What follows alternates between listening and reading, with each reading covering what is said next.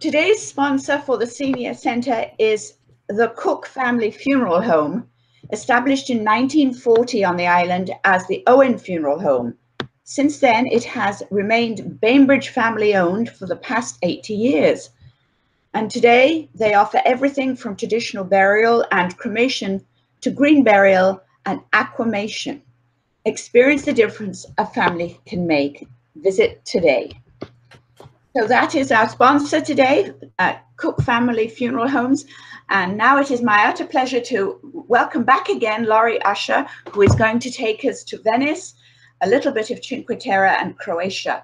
Laurie's photographs last time were wonderful, and she is a photographer and teaches photography at Olympic Community College. So welcome back, Laurie. I'm so glad to see you. Laurie is also a real big fan of lacrosse. So being a lacrosse coach, so welcome back, Laurie. Well, thank you very much. Both Eileen Schock and I went to Europe in 2015. So we want to share some of the highlights of where we went, but in particular, Croatia and Venice. So this trip was quite complicated compared to many of the trips we've taken. Most of the trips I take, you know, I book my own travel and hotels and that sort of thing. For this one, we went with a small group that we've been traveling with that I've been traveling with actually over the past 30 years or so. And it's mostly science teachers and their partners from around Washington State and other parts of the country. So folks that are very interested in natural history and cultural history also. So we went with AAA Travel for our flight plans because we flew into Bologna in Italy and then joined the group. And then we ended up flying out of Amsterdam on our own. So we'll tell you a little bit more about that in a minute. So stay with me here. I'm going to go back to the presentation here. Hopefully get to full screen here. We'll see. View, show hide, tools panel. Okay, all right. So we flew into Bologna, Italy. And the first thing, of course, that you need to do when you go to Italy is get some good food. And in my case, that's the gelateria, the ice cream there. And all the assortment of options was great. And then we took off across from the east coast of Italy over to the west coast to the Cinque Terre region. So this was sort of a side trip before we got to Croatia and Venice.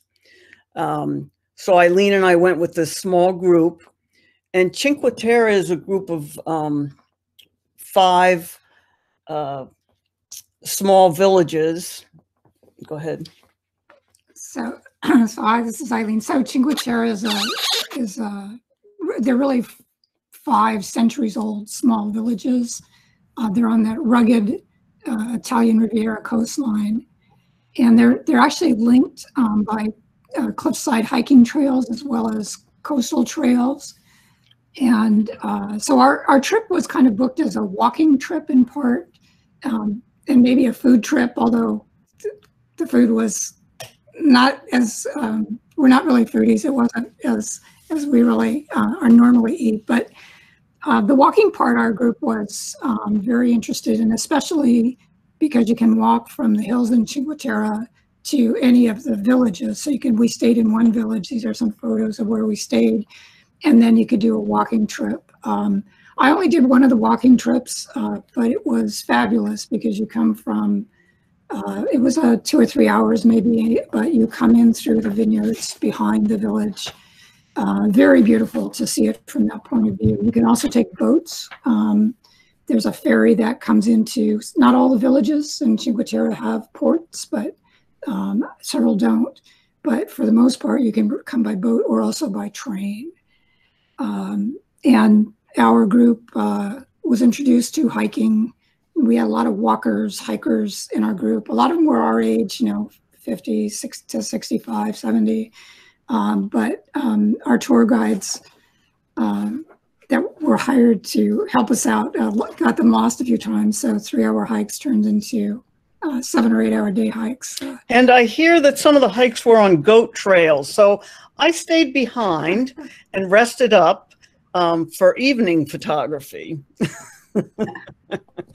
After Cinque Terre, we drove across Tuscany to we drove to the Italian Alps to a little village called Pruno.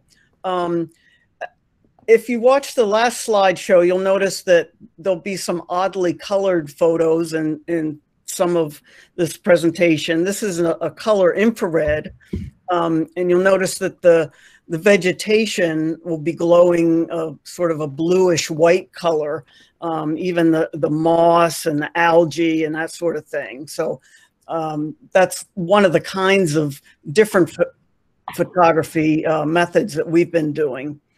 So this is up high in the Italian Alps, a little village called Pruno, one of the original water fountains there. Looking down from one village to another. And again, you'd walk from village to village. And it was good aerobic exercise. So this is Pruno, just in from the coast. Just south here of the Alps. So it's just on the edge of the Alps. Beautiful, and little villages all along here. Really lovely.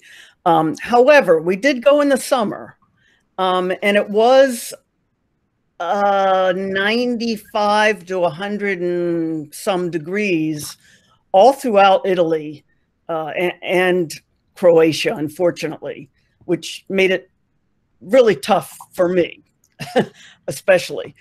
This is in Pruno. This is the summer solstice, and right at summer solstice, if I had climbed up about another couple hundred feet, I could have gotten a picture of the sun rising through the little hole there on the left.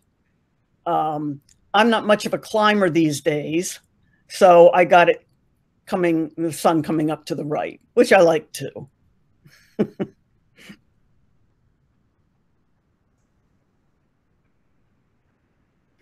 Church, at least one church in every little town. Then we drove across the country, Italy, to get to our ferry to go to Croatia. This shot is actually from the car. I couldn't get the tour guides to stop and let us out, and I could have easily spent hours in this sunflower field. I just love wallowing around in in the countryside like this. But the other people in the vans, this is what happens when you go on a group trip. You have to negotiate, and they wanted to get going, so we kept going. But you can take some decent photos out of the car window if you use a high enough shutter speed. And you just got to work with it and take a lot of shots. So that's what I'm doing here, shooting out of the car window, trying to get what I can, and then using my iPhone or whatever GPS I have in order to keep track of where the images are. Then we took a ferry across from Italy over to Croatia. and Eileen's going to tell you a little bit about that ferry ride. So we took the ferry from Ancona, Italy to Split in Croatia, and it took about 11 hours, and it was an overnight ferry. And anybody who's been to Greece, some of those ferries are pretty fancy, pretty nice. And this was a real contrast. We had a sleeper cabin for the overnight, which was down below, and the accommodation had 4 bunk beds and nothing else. Nothing else would fit. It was, frankly, I mean, it was fine, but it was a little bit like a prison cell that you see on TV where people are being overbooked in cells. Pretty small. The bathroom was down the hall and then down another hall, and you had to have a key. So a few times people got up in the middle of the night and forgot their keys and were banging on doors to get in the bathrooms. It was pretty busy affair. If you didn't have a room like that, you slept either in a reclining chair that you reserved on another deck, or on the floor in the hallways. People brought mattresses, and a lot of people brought their own food. So it was really geared to getting on the boat, settling down, and there was not too much more offered on the boat. And they got us up at 6. There were women who came through the downstairs, beating on the doors, shouting for us to get up to go have breakfast somewhere upstairs. So we did that quickly, and then off the boat. The Croatian matrons. So it was quite an experience. And then this is a map of where we'll be going along the Dalmatian coast. We had a certain itinerary all set, but those of you that have done any boating or traveling with groups know that you really need to go with the weather and the tides and the wind. So the wind acted up a little, and so despite the fact we were supposed to go from 1, 2, 3, we went in a kind of a different order. So first we went to Split, and of course you always feel at home when you see that first cat. And one of the things that was just amazing for me in Italy and Croatia and Venice was the light and the quality of the light. And I just really started looking for that light. Then, of course, certainly all the ancient stone buildings, just incredible.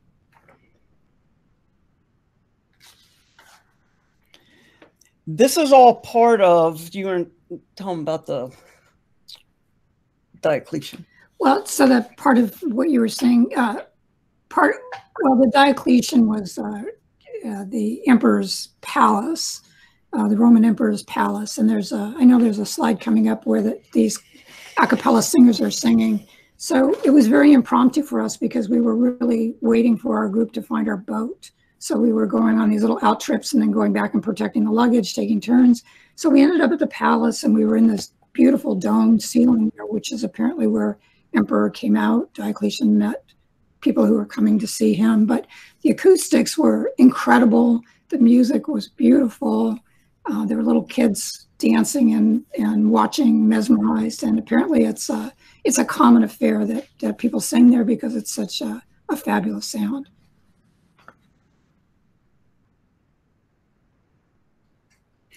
And then if you're into architecture at all, some of the tools used to hold the buildings together were pretty amazing. I tried looking this up. I think it's I'm going to call it a contraption to pull up a drawbridge, which is no longer in use. The drawbridges have been replaced by stone bridges, so that they have these in both Split and Dubrovnik.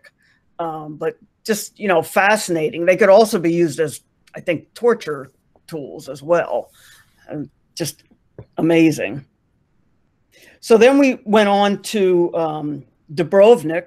Those of you who have been watching the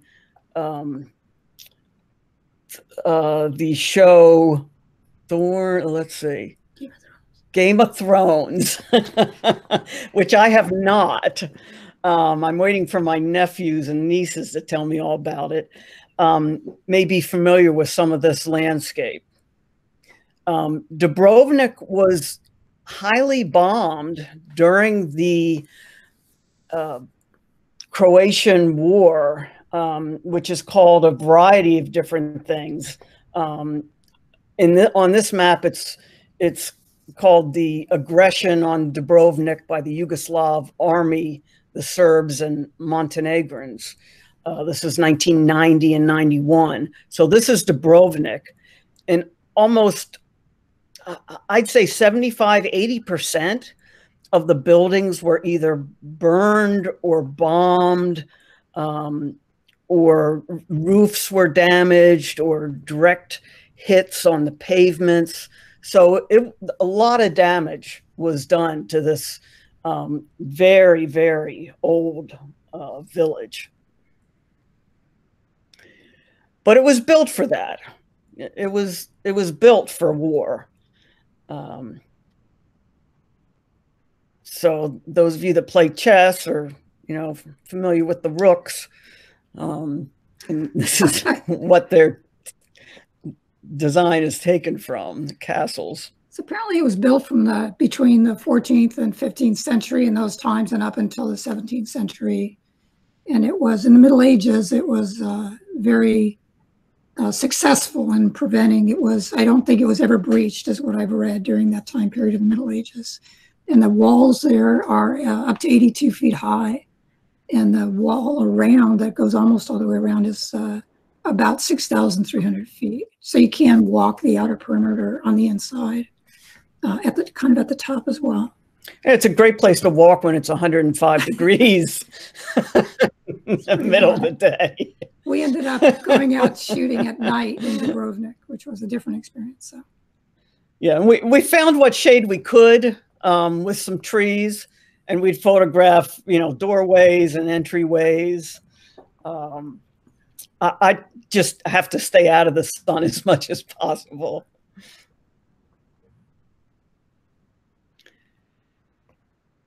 Bell towers and all these small villages.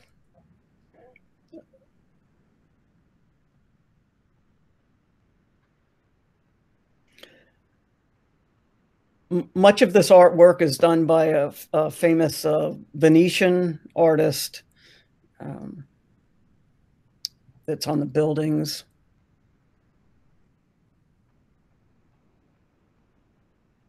And people took advantage of the fact that there were arches and cement and lots of marble to keep the floors cool in the summer. So despite wearing all black, they were able to stay cool with their families, enjoy.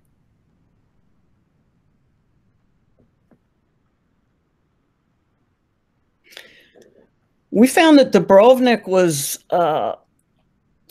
actually, we were pretty disappointed that it was a lot like Disneyland. It was busy. That was my first impression when we walked up. I grew up in Southern California, and it was just like a busy day at Disneyland. There were hundreds and hundreds of people. Yeah. So the successful way to maneuver that was we went inside and we saw more cats, and we started photographing them, and then we found our way to back streets is what we did, out of the way of people. But it was very, very busy time of year. And then we just looked for the light as the light was going down. And this was just incredible. We probably sat here for, I don't know, 40 minutes and just watched the light changing. And I'm just dying from the heat and enjoying the light.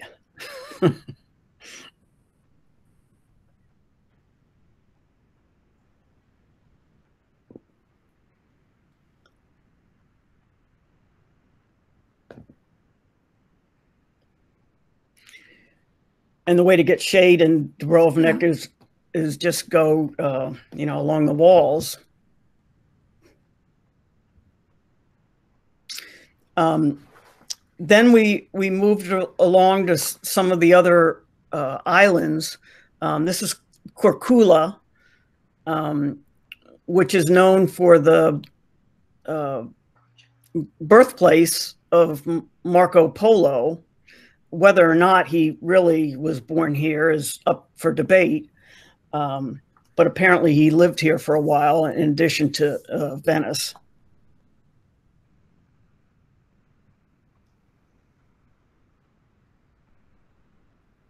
more of our night photography. This is actually back in Dubrovnik. I saw this scene. It's like, that can't be real color. And I'm thinking perhaps there were some color lights or something, but it was just that it was at sunset, and just incredible. I almost didn't take the photograph because it was so surreal. And I'm not that kind of photographer necessarily, but I decided to take it. Oh, and a very odd thing we found in Dubrovnik were vending machines with hard-boiled eggs. I've never seen that. I don't know if any of you come across that in your travels. No.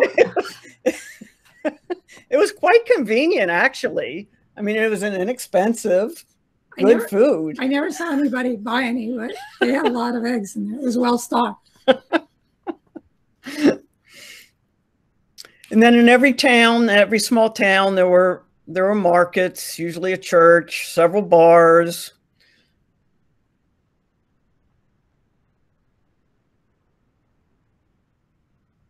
And then usually some kind of a castle or structure to protect the village.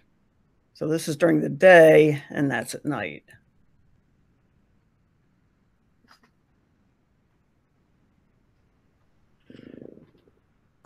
And then we just spent a lot of time on the water. So this would be while I'm on the water, photographing, again, infrared. And you can see all the vegetation versus the rock. It's kind of a good way of telling what's what, using the infrared.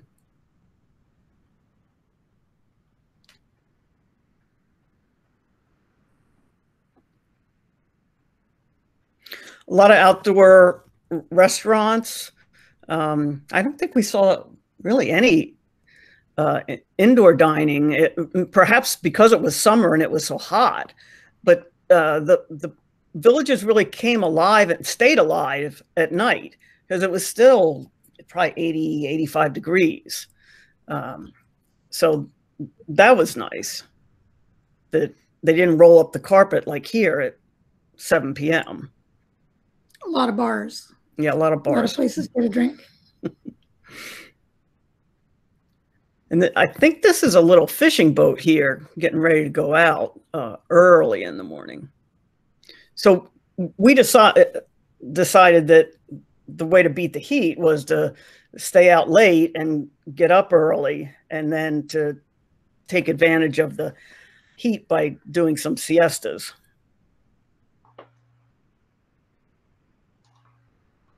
So night photography can be challenging. You definitely need a tripod, especially when you're shooting on the water, because all the boats are moving regardless of whether you have a tripod. So it was certainly an interesting challenge.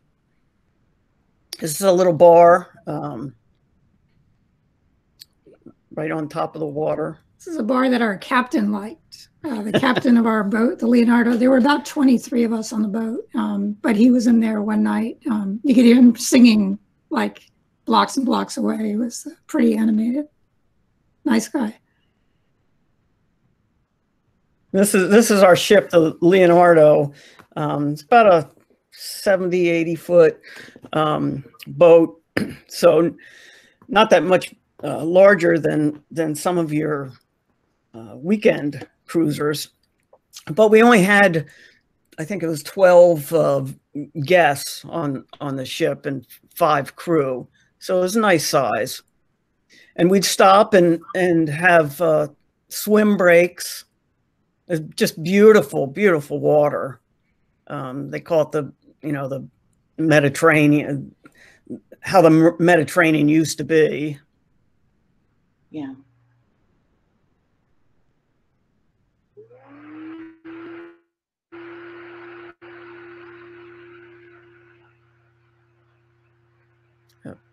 Panoramic coming into one of the villages, and the typical the red tile roofs. Oh, and this landed on our table in the galley one night, and as a marine biologist, I'm like, oh, what's that? What kind of fish is that? Oh, that's and some of the people were not too appetized by this.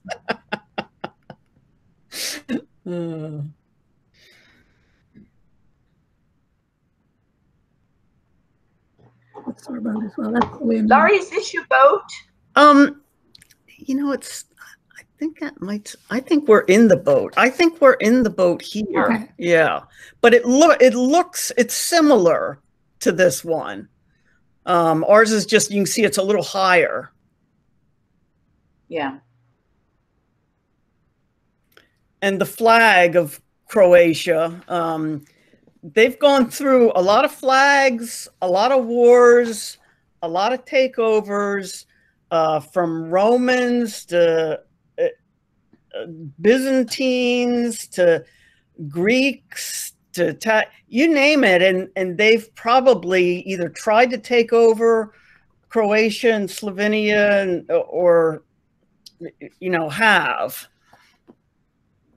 Yeah, so the flag that's shown here, it is the current flag, which as far as what I read from 1990, they started using this flag, but it's actually because of the way it's hanging, it's sideways. The flag is actually the red, white, and blue. So this is a red stripe, and then below the checkerboard crest is and in between is the white and the blue. So it's equally red, white, and blue, and the checkerboard is the crest of Croatia, and then each of the up on the top, the shields that you see represent the 5 historical regions of Croatia. So the star there is representing Croatia. The red, white, the red and blue stripes. The second one from the top is the Dubrovnik region, and those are supposed to be leopard heads. That's Dalmatia.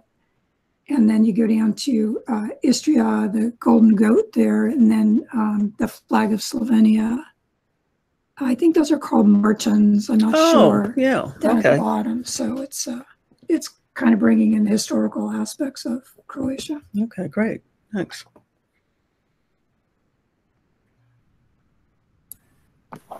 Yeah, Laurie, just a brief interruption. We have a question from Sheila. She wants to know what the salinity of the Mediterranean is.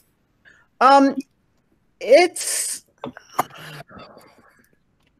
we only swam in it, I think, once or twice. It wasn't that. It didn't stand out, and we do a lot of diving and snorkeling. Yeah, it wasn't like Caribbean. I'd say, what is this, 28 here? It's probably 30 parts per thousand or so. I don't know. But I don't know. I'm guessing. I'm sure it depends on whether there's a river coming down or not. There were some beautiful private cruise ships. So these are just probably, couples, business people that are renting boats and a crew for a weekend or a week. Pretty sweet. And probably for them affordable. Not for me, but for them. This is our boat, the Leonardo out of Split. Again at night. Beautiful boat. Yeah. One of the islands we went to, there's a little town called Villa Luca, which is a lot of artists, and they're known for their mosaics and the dove, the white dove of peace. So this is from 1968, and another beautiful piece. So these are all around the island, but in particular right at the harbor. And other sculptures of famous people that I'm not familiar with. This is from our room. So we did have a view. We were on the... from our cabin. Yeah, from our cabin. And I always like to get postal stamps from whatever country I'm going to. And we didn't have a chance to snorkel here. But supposedly, it looks like they have some tube sponges and two berms and stuff. So we didn't get to see those though. One of our crew members. Beautiful wood on the boat. Yeah.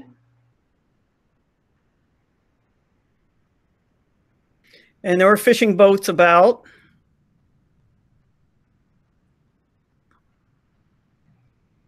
This again is our ship. Oh, Laurie, it's not Med More. Normally in Croatia, they make you what's called Med More. You have to back your boat in, but that's alongside a pier. Yeah. You know a lot more about that than I do. It is, you know, and in Split, they pick up a lot of people in Split that come over on the ferries, and in Split, the boats were tethered up in that direction, but they were side by side, so they might be 3 deep. And then you would, if your boat was a third boat out, you would go through this first boat, and then you would have a plank to go through the second one. So they're in very busy ports. They were doing them where you just traverse from one boat until you got to your boat. I don't think it was any deeper than 3, but it was interesting. Did you have to do that when you were traveling on your boat? No, we had to Med More every time. Okay. And my husband learned that to do that, he came round the steering, you know, he'd got the steering wheel of the boat, and kind of drive it in like a car. Otherwise, he was trying to back in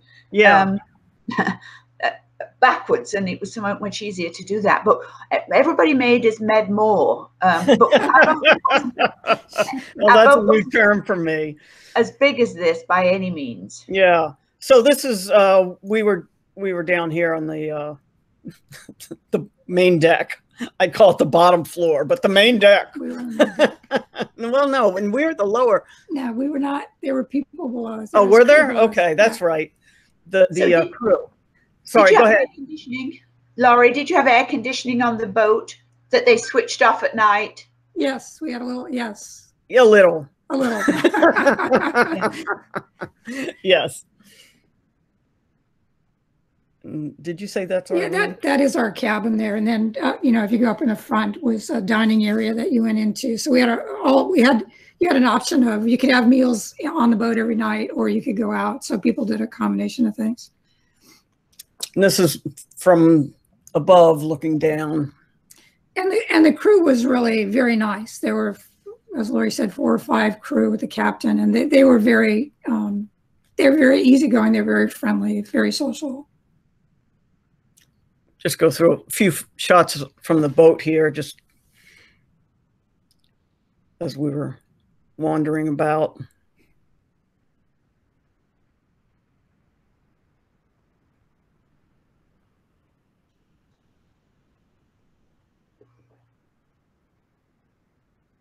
Is that the Medmore? Yes, that's Med-mooring. Yes. All right.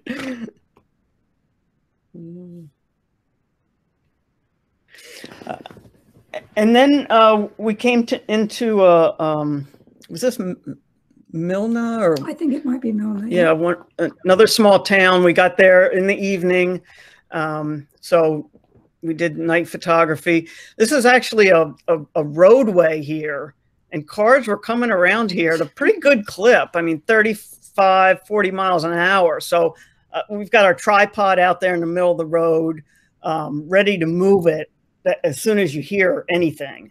So it's a little dangerous, but had to do it.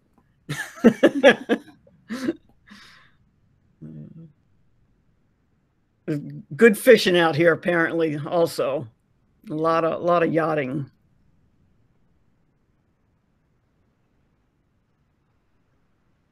These would be the tenders for the yachts.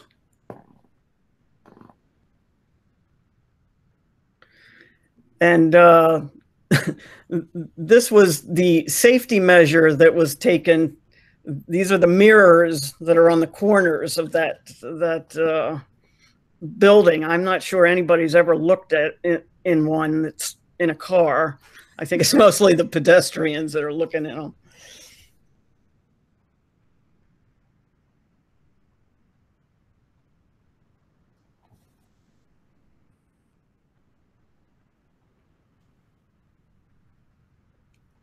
But you can see there's a lot of life at night. People definitely stay out or come out at night. They might have been in during the day if there's air conditioning. A lot of these places, I doubt that they have it, but you can see they have the European air conditioners there.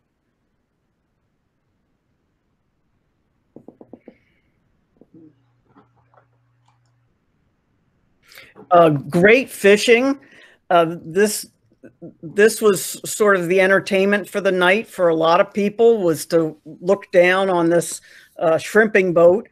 So they were bringing the nets up and then sorting the fish out. This looks like some kind of a bat fish.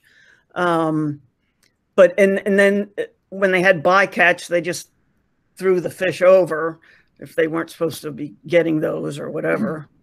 And people were buying right from the boat. Oh, that's right. Yeah. So very fresh.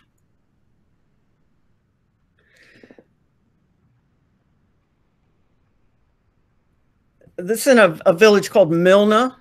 Again, another infrared, and a little bakery there.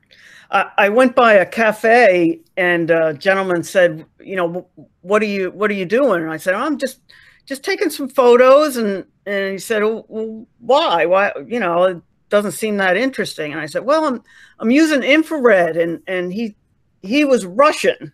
And I said, "Are you familiar with infrared photography?" And he said, "Oh, yeah." So he was an older gentleman, and I'm sure he had done some infrared for his country. Yeah, so this is all infrared. So this would be algae that's growing on the building. This is a church that's in a famous church that's in Milna. And as we walked up to this church, Eileen noticed. Well, right away I saw, this building, and I mean, obviously it was war torn. It wasn't a fire. But when I looked over, I was headed up the stairs of the church, but I looked over and I saw like sinks hanging on the wall, water heaters, and it was like an apartment building. And it just exemplified the tragedy of war and the impact that it had on people who were just at the base of the church. The church couldn't have been any closer, and the church was unscathed. Yeah. And how raw this was. And, we tried to get some locals. We tried to get the crew to talk to us about the 91 to 97 war, and they really weren't comfortable. And I think because still some of them were from opposing fractions, and so they wanted to be friends again. They really didn't want to talk about it. So it was very interesting. But you can see a lot of non-professional boats. I mean, I think these are probably boats that you can rent for the week. Yeah. And busy and a little chaotic, and from all different countries, Germany and England and all over. Again, some night photography in Milna area. The men had an opportunity to stand outside while their women, yeah, their wives or significant others went in and did shopping for the evening. So he's out there. Okay, I've been out here long enough. These were young thugs in training who tried to intimidate us. Little did they know we were from Philly and LA, so that didn't go over too big. So we went on with our night photography.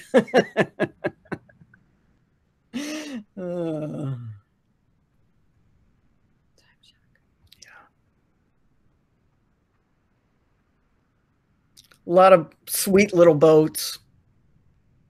This is well, I'll show you the real thing. This thing where you tie up, what's this called? A fender? No, not a fender, a ballast? Yeah. Yeah, where you tie up boats, and there were a bunch of these old ones. I just loved these. I must have spent an hour walking around these, photographing them. I know some of you are like, oh, well, that's not what I would spend my time doing. But anyway, that's one of the things that interests me.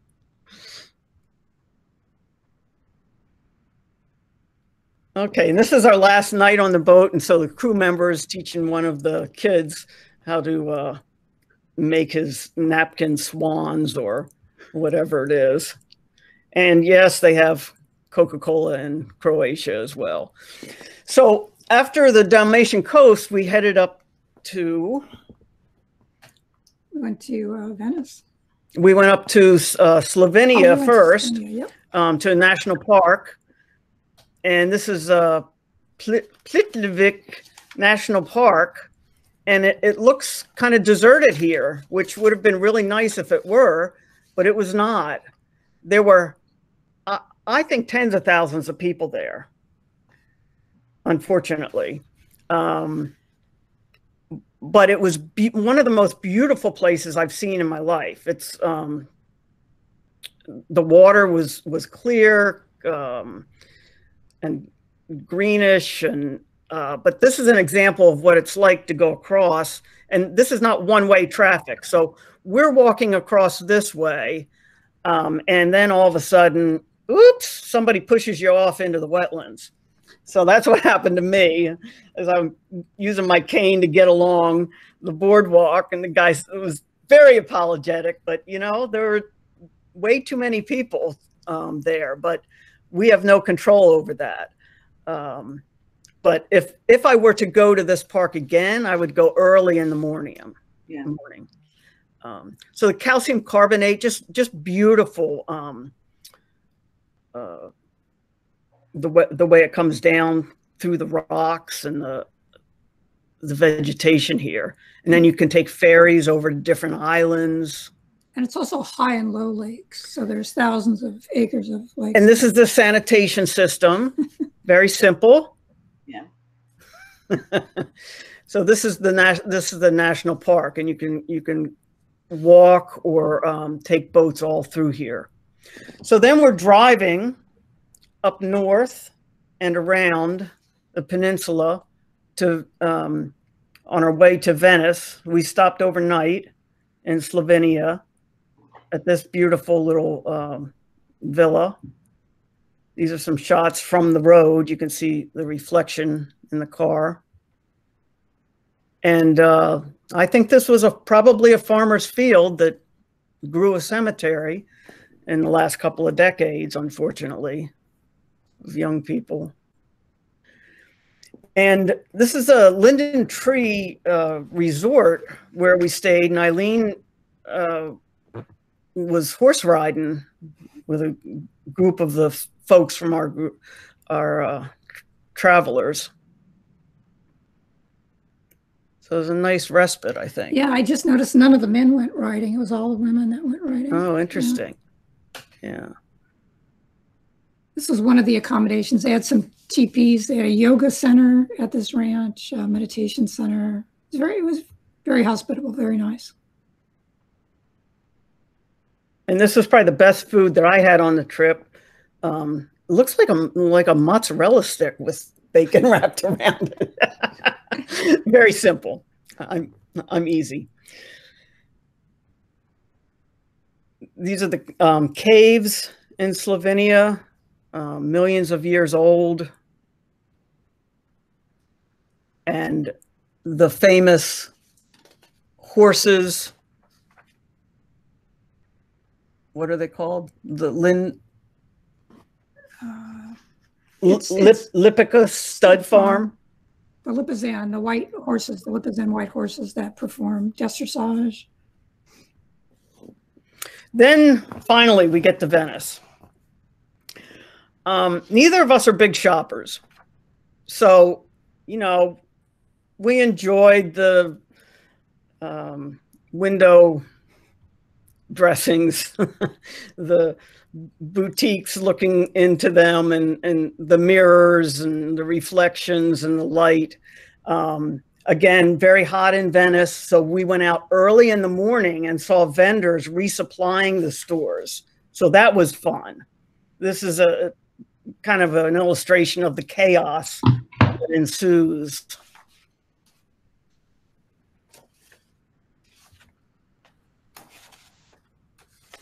Still early in the morning here, before the cruise ships come. They come out about 9:30, 10 in the morning, and that's when you want to be gone from St. Mark's Square. Bell Tower and St. Mark's Square. And one good way to get your photograph taken is to get other photographers, talk with them. So this is an example of I think this is Louis Vuitton or something like that. The last thing I would do is go into a store like this, but I did find it interesting to photograph from outside. And to see the interaction of the gondolas and the yachts was also interesting. The gondolas, of course, have the right of way because they're human propelled vehicle, but they didn't always win the right of way. We went to a fabulous photo exhibit by Sebastian Salgado. So this is the exhibit was a world, he traveled the world. I think there were 10 different countries to photograph coffee farmers, essentially. And the reason we ended up at this gallery was just sort of by good fortune, because St. Mark's Square filled with thousands of people from the boats. And we were just sort of deciding to head back to our hotel, and we walked by where the exhibit was, and it was opening in a half an hour. It was a fabulous black and white primarily exhibit. And it was air conditioned. Well, it was air conditioned, but it was all beautiful exhibit. Hundreds of photos. And then at St. Mark's Square, you know, take your camera every place you go. This was upstairs, searching for the water closet. So it's just kind of a view down on all the cafe tables before the cruise crowd gets there. And then on every arch, just incredible sculpture. Now, this fellow on the right seemed to think that he didn't even need to look at the gondolas and that he had the right of way, but he takes a little flack later. You can see how busy it gets. And we weren't really interested in paying, I don't know, $150 or whatever to be in a group of people like that with the gondoliers yelling and, hey, get out of my way. A lot of talking with hands.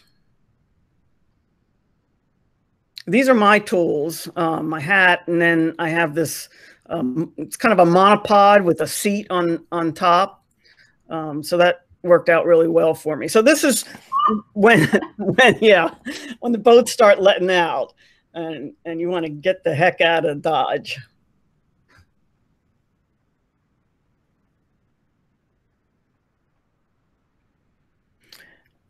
We took a water taxi to one of our destinations in Venice. We found that walking up and down these bridges with luggage was kind of an impossibility. Even if you have rollers on your luggage, it doesn't matter because you have to lift it up the stairs. So if you are at all differently abled or you know, or if it's hot out, it's very tough walking. This is a Louis Vuitton. Just a window display, a little bit eerie. Yeah. This is that guy again that thinks he can go anywhere. This gondolier is not so happy and gives him the what for when he gets by. Yeah. And you can see there ends up being hundreds of people waiting then for gondolas. So we had the luxury and opportunity of going on a century-old fishing yacht, sailing boat. And this was our guide, Antonio, from Italy, he was friends with the guy who owned this boat and the captain. So we went from about 9 o'clock at night till 1 in the morning on this boat through all through the canals of Venice.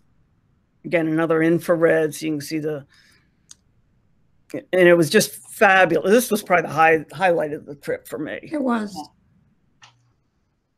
So Alberto was the boat captain of that boat that we went on. It was, again, a beautiful wooden boat that he bought that had belonged to a fisherman who was elderly, and the fisherman had had this boat made for him, but he didn't want a fishing boat. There were two versions of this boat. One was a fishing boat, and one was a boat for higher class people in Venice. And so after a long history of fishing all his life, he wanted the higher class boat.